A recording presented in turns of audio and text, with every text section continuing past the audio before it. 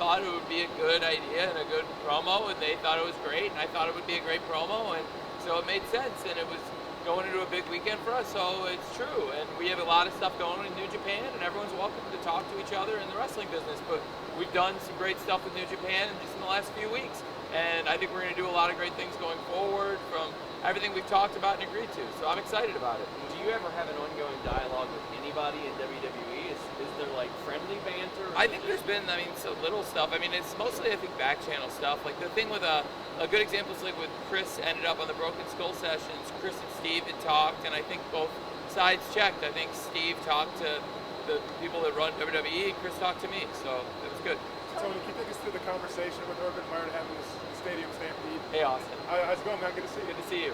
So in the office, which you've been in as a former Jags player, now a great member of the wrestling media here in your home of Jacksonville, it's actually in the coaching offices, in the old office that you would have known at the time as head coach's office. I was in there and we were catching up, and it was at the end of a night, and I asked him if he would mind if before we both split and went home for the night. I had a big favor to ask, and he said, "What is it?" And I asked him if he could make a little bit of time for me, and he said, "Absolutely, what can I do for you?" And I asked him, and he said, "Absolutely, I would do that for you." And then he went above and beyond, and he was so gracious and really fun to work with, and he's a great coach and a great man. Thanks for asking. We just saw the reveal of new AEW figures, which is very exciting, and I think we all agree that caters to a certain crowd, which is the kids, the preteens, the teenagers.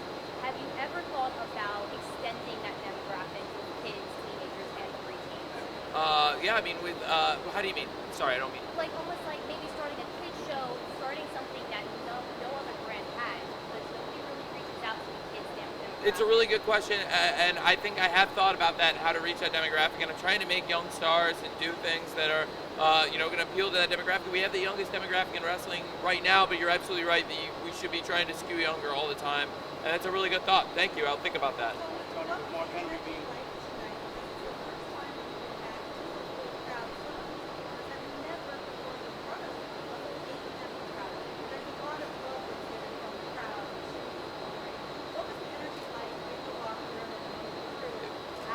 It was indescribable, and I have to say, for each match, without going through each of the 10 matches tonight, 1 on the buy-in and 9 on the pay-per-view card, I would say that like each of them, it was so much energy, the buzz of the entire locker room and the people in the match, the wrestlers coming back from these awesome wrestling matches, and the crowd that they hadn't seen in so long. And we've had great crowds coming in at 25%. We've had a lot of times what you saw, we've had 25% of that here for some great shows.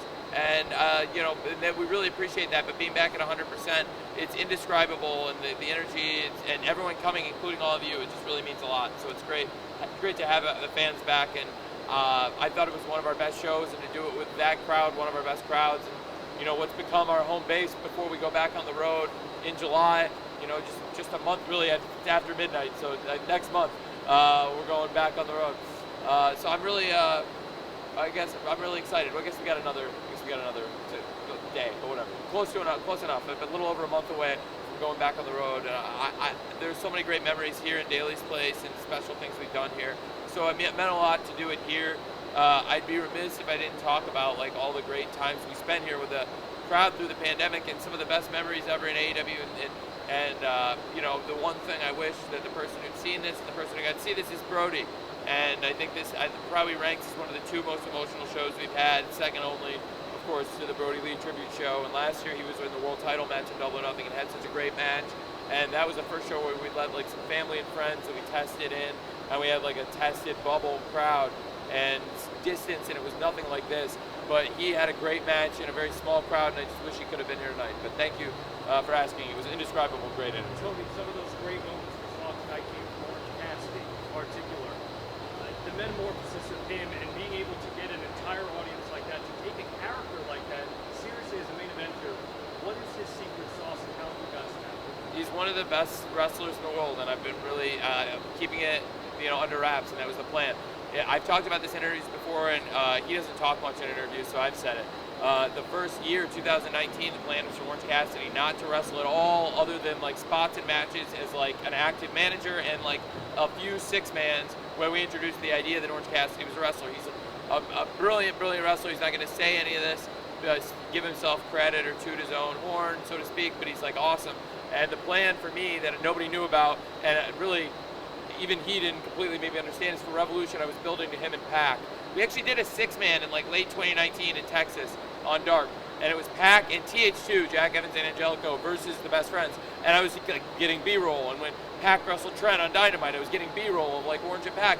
And nobody thought after the 30-minute Iron Man match plus overtime that Kenny Omega and Pac had in Kansas City just a few days before Revolution in 2020, that like nobody believed that after Pac was out there yelling at Tony Schiavone how he was really upset, nobody believed that Orange Cassidy was going to walk out. And I was upstairs at getting barbecue like 2 hours before the show with Orange Cassidy and the Best Friends and Tony Schiavone.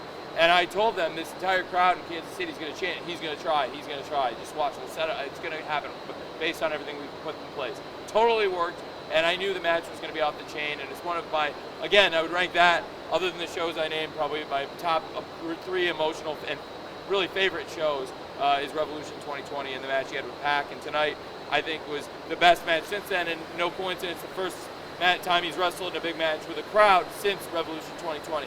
And what's amazing is the character completely developed in the pandemic, and that's a challenge. And I remember we were doing the tapings, the famous tapings, where I, was forced like on literally minutes, like a few minutes, to put together a booking sheet for like weeks of television, like at least over a month, when we were going to shut down, set up a testing plan, come back in May, and hopefully set up the safe double or nothing we did last year in the bubble.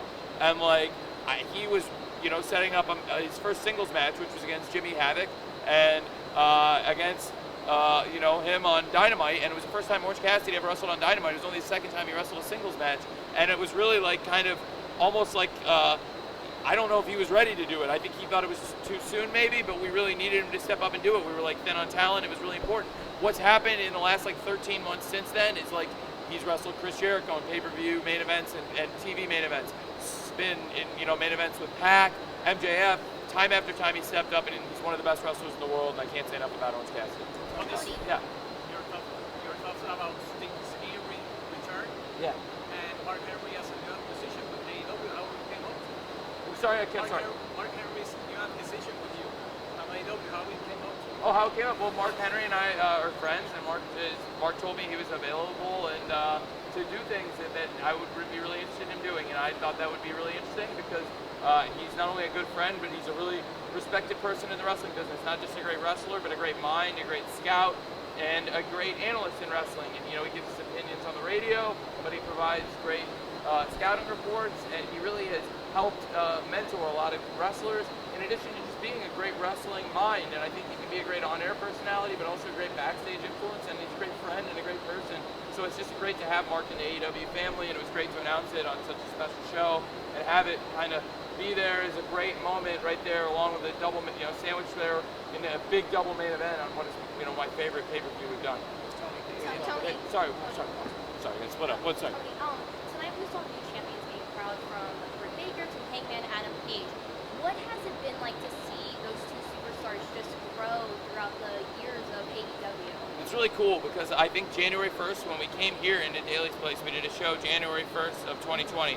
And it was really pivotal character show for both of them because that was where Britt, in the 4-way world title match, she didn't win the title, but she started to show a dark side. And then later, just weeks later on the Jericho Cruise, she talked about Tony Schiavone's previous employment at Starbucks and kind of belittled him, which led to a lot of great character interaction and friendship between them. It is a really big deal now.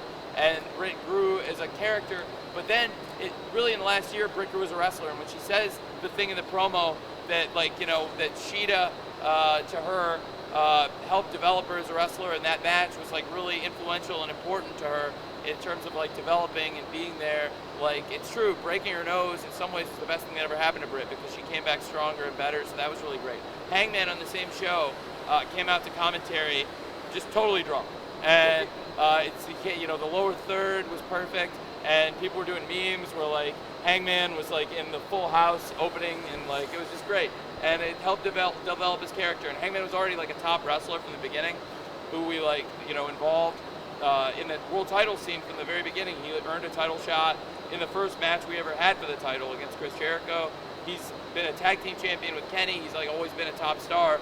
And I think from the beginning, he's really evolved. He's probably been in the best match in company history at Revolution with Kenny in the tag against the Young Bucks. And tonight, I thought he went out and killed it, and it showed how much the crowd loves him, and for him and Britt to get those reactions from the crowd after they've been working so hard through the pandemic consistently for us for a year plus here in Daly's Place really meant a lot to them, and it meant a lot to everybody close to them. And Hangman's pregnant wife was here, and Britt's family is here, and it was really, I know we got to see her, and it was a big moment for both of them, and they're both great. Thank you. Sorry, I know I Tony, with Mark Henry being announced as an analyst for AEW Rampage now, do you have anybody in mind that's going to compliment him on commentary, as I feel like commentary is incredible? Well, Mark, it's not exactly, I'm not saying he's necessarily going to be the play-by-play or color analyst. He's going to be a big part of the show as an analyst, and we'll explain how through like different segments and his expertise. But I'm not, the commentary team, what exactly it's going to entail in the hosting, Mark's a big part of it, and the rest of the team, I don't want to get... Is it going to be a mix of who you got now, or are you going to get somebody from the outside? I have a big announcement. I don't want to blow it. It's not like an outside person. It's somebody in the company.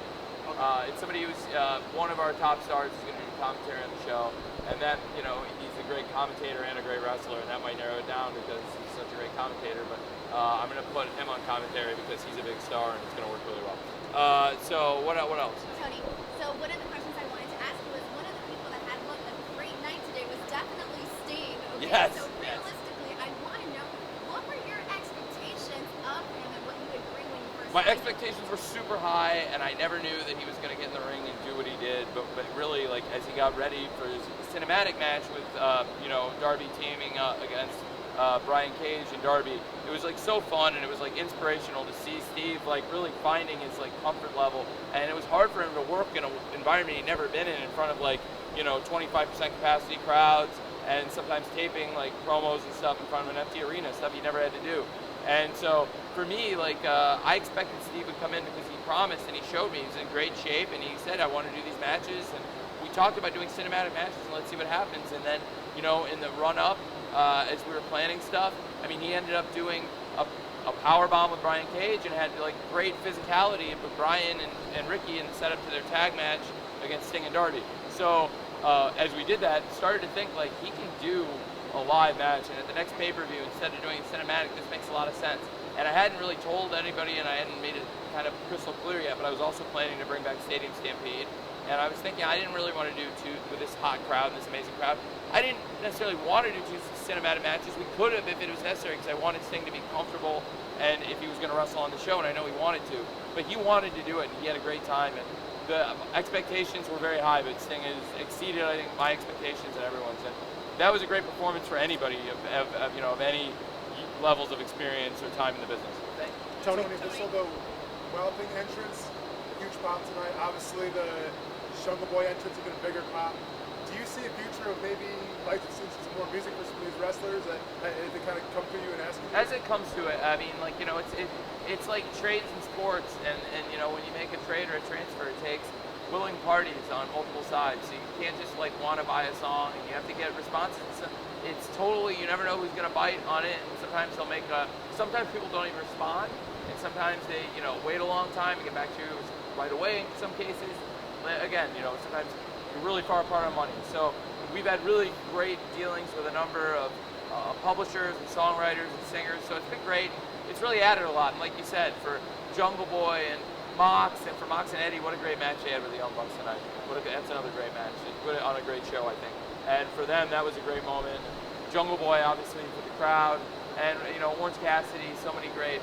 And really, I got into it when even late last year, when Cinderella, when I really wanted to get that video for Kenny and Hangman, and I got the rights to Don't Know What You Got Till It's Gone. And then also, of course, you know, again, to go back to Brody and how much we miss Brody, it was really important to me, and I worked when he was not in good health to get the rights to Old 55, and I was hoping we didn't have to use it, but we did, and it was, I think it was really important. That was a big important one too. So we've done a lot with music, and I'll continue to try and make strides and do great things with music. Thank you, Austin. I'm going to stay to answer as many, so nobody worry about it. What's up? Hi, I have two questions for you. The first one is, will we see any more crossover with Impact and, especially like bringing in the Impact women into AEW now that we have a new champion? And would we see any women crossover at all? Yeah, I mean, I'm open to more potential crossover. The only stuff we've really done, other than the stuff with Kenny, has been I did go with Matt Hardy and Private Party, and that was the thing we worked out. And we all liked it, and I suggested it actually, and they really liked it. And I thought it would be a fun thing. And it was a great experience for Private Party. It was good character development. Really, as they've developed as heels, they were a huge part of that Casino Battle Royale, and they've been in a lot of big matches. And they're going to keep being in big matches and have huge plans for Private Party. And for them and Matt Hardy to go, I was a big deal. So I think more collaborations, whether it's men, women, any wrestlers, I'd be really open to doing stuff like that. But mostly it's been about Kenny being the world champion in multiple promotions. We do lots of crossover stuff. Kenny, of course, being the Impact, the TNA champion, the AAA champion, and Mox being the New Japan US champion, of course. And, with the NWA US title held by Serena, who's on our roster. The Lucha Brothers and the AAA tag champs. Lots of outside collaborations. So I really appreciate you asking, and I keep working with all these companies. Thanks. Last Friday's situation with Will being a Spanish commentator. Sorry, yes. Is there That was regrettable, yeah. any reconsideration? Is there have been you and him talking about what happened? I didn't think there was any excuse, for. Well, I thought it was. I was not happy with it. So after I heard what was said and I was told, and having talked to the other commentators involved who I also apologized to, I thought it was best for the company and make the decision we made. So I think it was the right thing to do. What do you think? No, I just want to know your reaction about My the reaction was situation. like I thought it was That's a the regrettable final situation, and I would have handled it very differently than it was handled if I was the commentator, and that's why I thought it was good for us to part ways. Thank you. What can you tell us about the presentation of Rampage? What's it going to do to make it separate from everything I have else? a lot of thoughts on that. Is it going to be filmed? Mark's an important part of that, and it's going to be a different presentation. And like I said, it may not just involve Mark being a commentator. Is it going to be live? We're going to be live on August 13th for the premiere on Friday the 13th, and it's going to be Friday the 13th. It's going to be a huge episode, and we'll be live to start. And I've got a lot of live episodes planned. There may be times where we do a classic kind of wrestling taping where we tape 2 shows on a Wednesday maybe, but we're going to be live to start, and I plan for that to be as important a show as any show, just like we've occasionally had to tape some Dynamites, but I think we've done great shows live or tape, and I plan for it to be live out of the gate and be as good a show as we do Rampage. Yes. What else? What's going on? You just said that Rampage is going to start on Friday the 13th, but you maybe see it being a little bit scary. Yeah, we could, and we also are planning to have a big Halloween episode not long after that, so I don't want to completely blow all the good Halloween stuff and scary gimmicks about 2 months early, but I do want to do some cool stuff, and it could be a great episode, and it's a memorable marketing gimmick if nothing else, and it's Friday the 13th. Hopefully it's a good omen and not a bad one. What else is going on? Something that has really developed too over the course of the year has been the women's division, and it's been really refreshing to see a lot of women from on Elevation and Dark, and come in from a lot of the Texas area, like Mission Pro and stuff like that. Talk about working with all those different talents and Thunder Rosa's promotion like that as well. Thunder Rosa, what an amazing wrestler, and again, the question I answered before, I apologized to her personally. I was really sorry she was put in that position on the spot and it was really regrettable. And she's not only commentating. I think that's a very small part of why Thunder Rosa is a huge star here, but it's one thing I appreciate. Everyone knows Thunder Rosa is a great wrestler. She's a great wrestler for us, great wrestler for the NWA, great wrestler in Texas, great wrestler for her own promotion. Also a great trainer, developed a lot of great wrestlers. One thing Dark and Elevation have allowed us to do is develop more wrestlers. It's been a developmental system. Look at the reaction that Max Caster and the Acclaim get. Look at the reaction that the Blondes get. These are talents we've developed on Dark and Elevation. Red Velvet's been a great wrestler for us. So we've had a lot of great talents come in, and a lot of people have gotten reps. It's been great. We've been able to bring in young wrestlers, get a look at them, and develop a lot of talent, and hopefully it's helped a lot of talent. I tried to have the opposite philosophy of trying to make cuts if I didn't have to. I was trying to grow our company because it's an investment into wrestling for us. Wrestling, it's difficult to do if you don't get reps, and for me, to improve wrestlers, the best way to do it is get them a chance to do it. So by expanding Dark and then by creating Elevation, we brought so many more young talents into the pipeline, and it's been really important for us. So no, thanks for asking. And Thunder Rosa in particular has been one of the reasons that I think Dark and then recently the launch of Elevation have been really great for us. Is she brings in great talent. She also is a big star, and she will kick off tomorrow night Elevation, in fact, and it'll be great to have her in action. She's a great wrestler for us. I really appreciate you asking. You were just talking about young talent and AEW Dark. Is there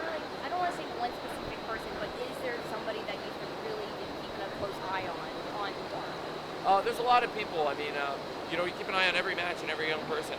I don't want to say tip it too soon, but I think we're going to sign more wrestlers off Elevation and Dark as we go, and we've got great young talent there, and I'm looking forward to it.